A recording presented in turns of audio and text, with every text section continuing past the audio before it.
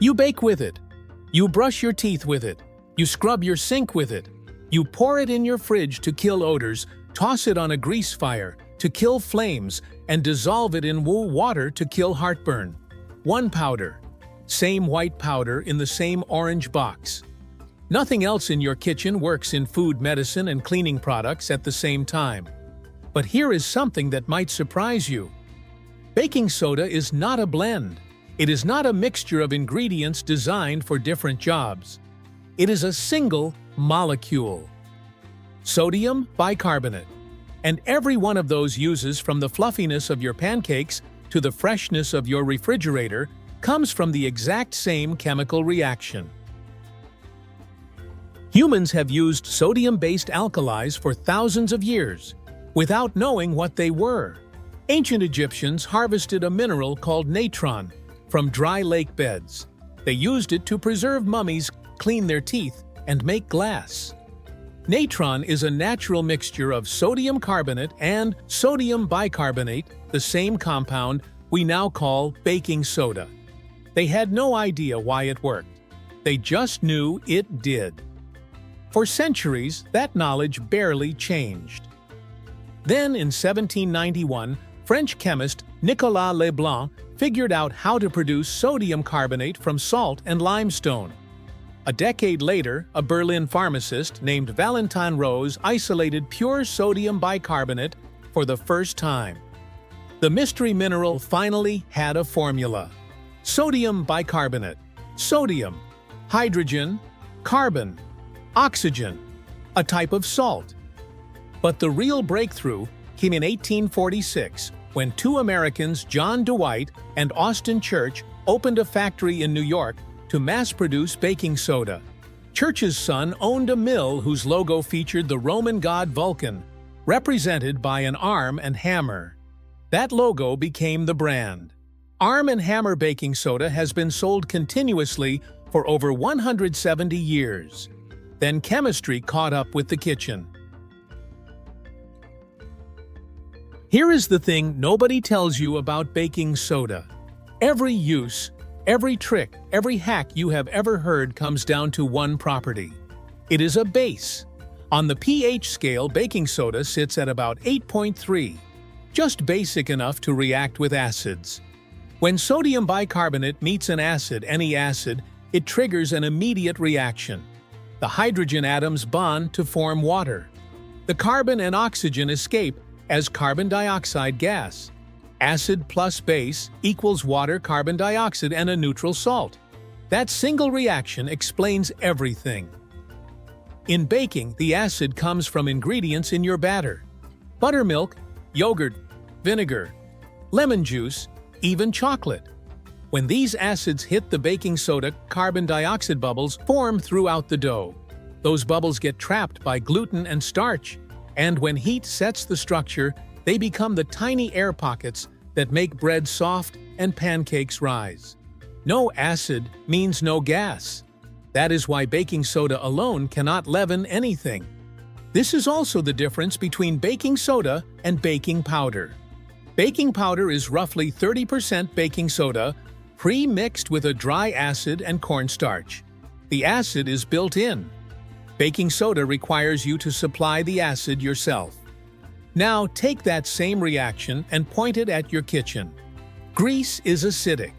Baking soda neutralizes it, breaking it into water-soluble compounds you can wipe away. Odors in your fridge are mostly acidic volatile compounds, and baking soda neutralizes them too. Stomach acid sits at a pH around 1.5 to 3.5. A teaspoon of baking soda in water neutralizes that acid in seconds, producing carbon dioxide. That is why you burp. Same molecule, same reaction, different acid. And because sodium bicarbonate is only 2.5 on the Mohs hardness scale, softer than a fingernail, it scrubs surfaces without scratching.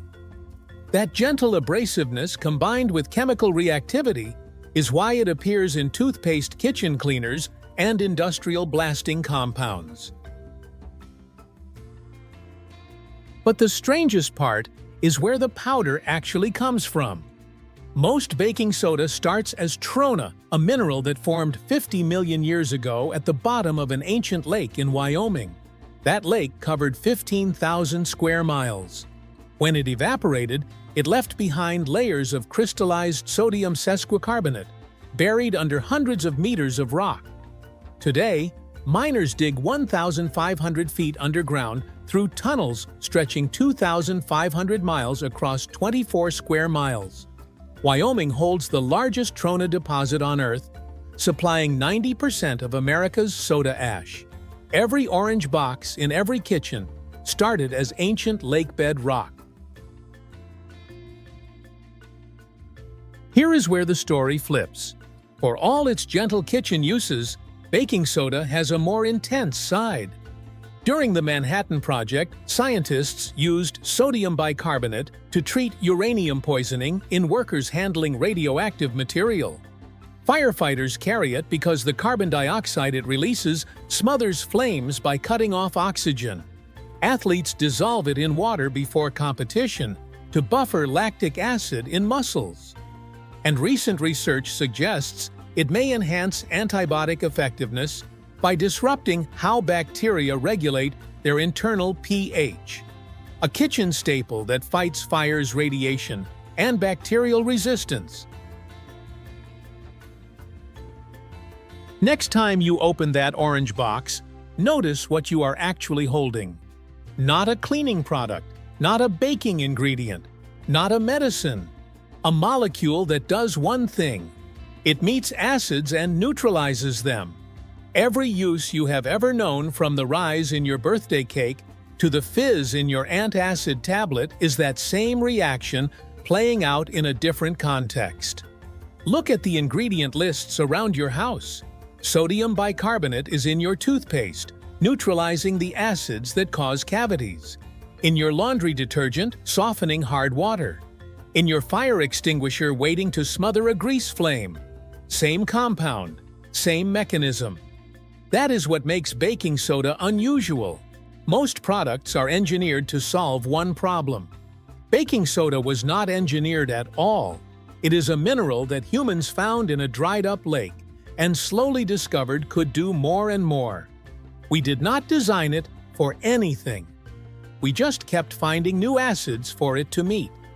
One molecule, one reaction, 1,000 uses. And the only reason it works everywhere is that acids are everywhere too.